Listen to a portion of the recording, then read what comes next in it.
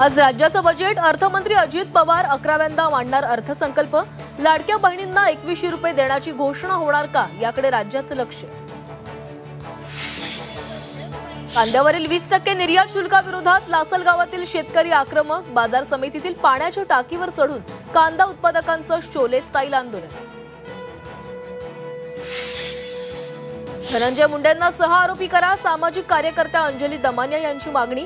तपास योग्य दिशेने होत नसल्याचाही दमानिया यांचा आरोप। 4 दिवसांपासून खोक्या अद्याप फरारच। खोक्याच्या शोधासाठी शिरूर पोलीस ठाण्याचे 2 विशेष पथक रवाना। आता एसटीच्या प्रवाशांना बसची वाट पाहावी लागणार नाही। आता एका क्लिकवर प्रवाशांना एसटीचं लाईव्ह लोकेशन समजणार आणि बसची अचूक माहितीही मिळणार। डाळी कडधान्यांच्या दरात घसरण। नवी मुंबई एपीएमसी बाजार समितीमध्ये डाळींची आवक वाढल्याने दरामध्ये घसरण। चणा डाळ 12% तर तूर डाळ 5% उतरली।